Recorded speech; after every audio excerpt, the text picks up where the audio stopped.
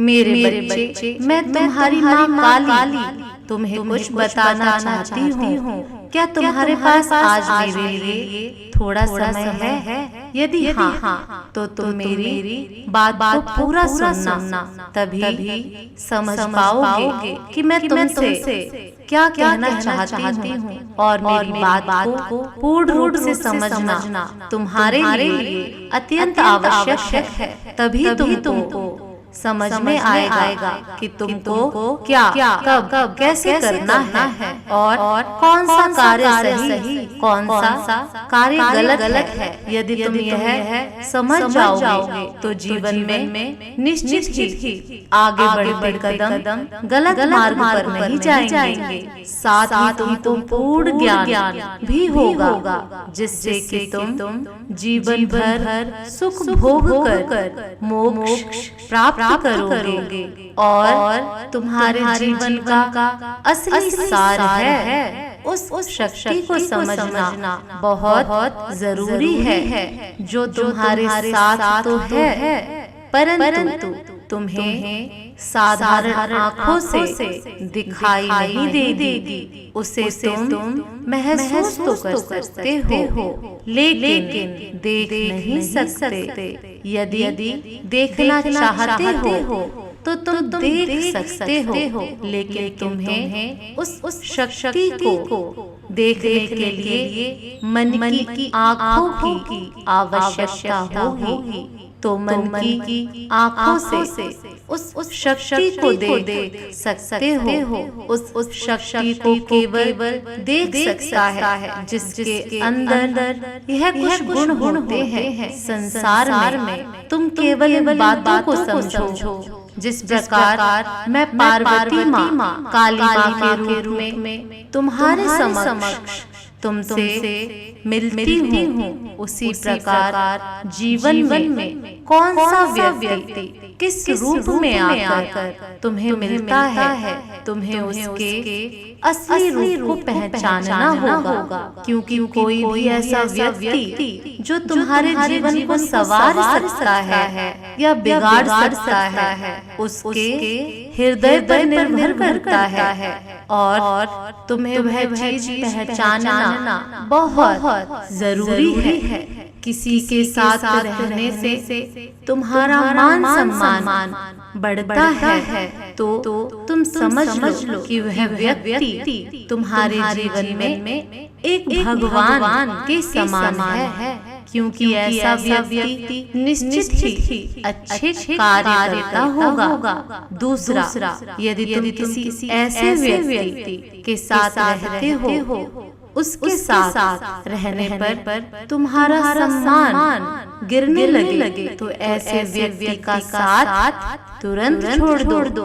क्योंकि वह व्यक्ति जो दूसरों की नजरों से गिरा हुआ है या दूसरे उसे सही नहीं समझते, यदि तुम उसके साथ रहोगे तो निश्चित ही तुम भी वैसे ही बन जाओगे। जिस प्रकार एक चोर महापंडित के साथ एक साल रहे तो वह पंडित के सभी गुणों को अपना लेता है, उसी प्रकार जो जिसके साथ रहता है वैसा ही बन जाता है। क्योंकि साफ पानी में तुम जिस चीज को मिला दोगे उसका रंग वैसा ही हो जाएगा। दूध को मिलाओगे तो सफेद हो जाएगा, लाल रंग को मिलाओगे तो लाल हो जाएगा, पीले रंग को मिलाओगे तो पीला हो जाएगा। यदि तुम उसमें राख मिला दोगे तो निश्चित ही वह काला और बेकार हो जाएगा। इसी तरह तुम्हारा जीवन है, तुम्हारा साथ किसी के स्पर्श से गंदा ना हो, उससे बचना तुम्हें बहुत जरूरी है। क्योंकि जीवन में सही वही है जिसे लोग सही समझते हैं। यदि तुम सही होकर भी किसी गलत के साथ रह रहे हो तब भी तुम्हें लोग सही नहीं समझेंगे और संसार की नजरों से गिरा हुआ व्यक्ति निश्चित ही अपने सम्मान को खो बैठता है और उसके साथ ही अपने मन के संतुलन को, क्योंकि जब तुम्हारा सम्मान ही नहीं रहेगा तो तुम पूरे संसार में कमाए हुए धन का क्या करोगे? प्राप्त की हुई चीजों का कैसे इस्तेमाल कर पाओगे? संसार के लोगों की नजरों में सही होकर भी गलत हो जाता है और अच्छा होकर भी बुरा हो जाता है। इसलिए यदि तुम सही हो तो सही दिखना भी पड़ेगा। जीवन में पैसे कमाए भी जाते हैं और खर्च हो जाते हैं, लेकिन तुम्हारा कमाया हुआ असली धन केवल तुम्हारा आचरण है। जिसने आचरण को सही रख लिया उसने जीवन में सबसे बड़ी धन दौलत को कमा लिया। अब निर्भर तुम पर करता है कि तुम अपने लिए क्या चुनोगे। जय मां काली, तुम्हारा कल्याण हो। मेरे बच्चे, तुम्हें यदि मेरा संदेश प्राप्त हुआ है तो यूं ही प्राप्त नहीं हुआ, बल्कि एक बहुत बड़े उद्देश्य से मैं तुम्हारे पास आई हूँ। जो बताना चाहती हूँ वह बहुत ही बड़ी बात और गहरी बात है। इसलिए तुम इस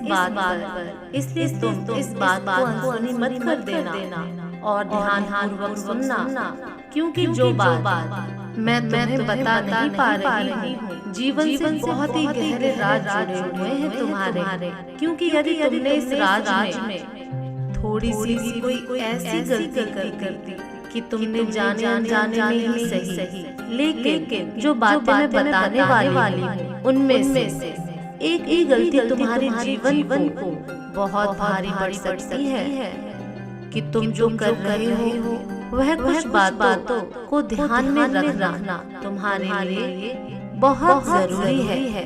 क्योंकि यदि तुम इन गलतियों को करते हो तो तुम्हें मेरे क्रोध का सामना करना पड़ सकता है। मैं तुमसे क्रोध करना नहीं चाहती, इसलिए मैं तुम्हें पहले ही समझाने आई हूँ, जिससे कि तुम उन गलतियों को ना करो। यह देख कर रहे हो काम को रोक मेरे बच्चे, क्योंकि यदि मैं तुम पर क्रोध करूं तो एक माँ अपने बच्चे पर क्रोध करती है तो बाद में पछतावा माँ भी होता है। लेकिन यदि तुम कोई गलती करोगे तो क्रोध करने का मेरा धर्म बनता है, क्योंकि कुछ गलतियाँ ऐसी होती हैं इनकी माफी आपको आराम से मिल जाती है, क्योंकि वह इतनी बड़ी गलतियाँ नहीं होती। लेकिन जीवन में कुछ ऐसी गलतियाँ यदि तुम कर देते हो तो तुम केवल मेरे क्रोध का ही सामना नहीं करते, बल्कि जीवन में तुम्हें कभी इन गलतियों की माफी नहीं मिल पाती है। इसलिए आपको यह विशेष ध्यान रखना है मेरे बच्चे, कौन सी गलतियाँ ऐसी हैं जिनको तुम करते हो तो तुम्हें कभी माफी नहीं मिल पाती। उन बातों को जान लेना तुम्हारे लिए बहुत जरूरी है। सबसे पहली गलती इस संसार में छोटी कन्या कुंवारी जो रहती है 10 साल की उम्र, यदि तुम उसका अपमान करते हो, उस पर क्रोध करते हो, उसे अपशब्द बोलते हो, तो यह तुम्हें नहीं करना। उसकी इज्जत करनी है, उसका मान सम्मान तुम्हें रखना बहुत जरूरी है, क्योंकि साक्षात वह मेरा रूप होती है। इसलिए आगे ध्यान रखना कि तुम कभी भी ऐसी कन्या जो बहुत छोटी हो कभी भी उनका अपमान नहीं करना, निरादर नहीं करना। दूसरा, तुम इस बात का ध्यान रखना कि यदि तुम्हारे घर के सामने कोई तुमसे मदद मांगने आता है तो तुम उसे गलती से भी कभी मना मत करना, ना ही तुम उसे अनदेखा करना। अगर तुमसे हो सके तो तुम उसकी मदद कर देना। अगर तुमसे मदद ना हो पाए तो तुम आराम से प्रेम से उसे समझाना कि तुम उसकी मदद के योग्य नहीं हो। लेकिन किसी को भी अपने घर पर आए हुए व्यक्ति को या किसी भी इंसान को तुम गलती धुतकार कर भगा देते हो तो ऐसी गलती तुम्हारी मेरे क्रोध का कारण बनती है। क्योंकि किसी से मदद मांगने तभी कोई आता है जब किसी के योग्य हो जाता है। और तीसरी बात, यदि तुम अपनी माँ का अपमान करते हो तो साक्षात तुम मेरा अपमान मानते हो। अगर तुम ऊंची आवाज में बात करते हो या उनसे कुछ भी ऐसे अपशब्द बोलते हो जो कि उनसे बर्दाश्त नहीं होते, उनके हृदय को तुम्हारी कहे हुए शब्द चुभने लगते हैं और वह अपने आंखों में आंसू ले आती हैं। तुम्हारी बोलने के कारण तो मेरे बच्चे, इससे बड़ा पाप कुछ भी नहीं हो सकता। क्योंकि तुम्हारी जन्म देने वाली माँ और मुझ में कोई अंतर नहीं। एक तरफ तुम मेरी पूजा करते हो और दूसरी तरफ मेरे द्वारा भेजे हुए इस धरती पर जिसके द्वारा मैंने तुम्हें भेजा है उसका अपमान करते हो। तो तुम्हारी की हुई गलती हो रही है। ऐसा करते हो तो तुम्हें निश्चित ही मेरे क्रोध का सामना करना होगा। और अगर इन 13 गलतियों को तुम नहीं करते हो तो मेरे बच्चे, मैं तुमसे बहुत प्रेम करती हूँ। मैं तुम पर कभी ना तो क्रोध करती हूँ और ना ही करना चाहती हूँ। मैं नहीं चाहती कि मैं अपने बच्चे के ऊपर क्रोध करूँ। मैं हमेशा तुमसे प्रेम करती थी मेरे बच्चे, और हमेशा तुमसे प्रेम करती रहूंगी। बस कोई गलती मत करना। मैं फिर आऊंगी तुमसे मिलने। सदा खुश रहो मेरे बच्चे।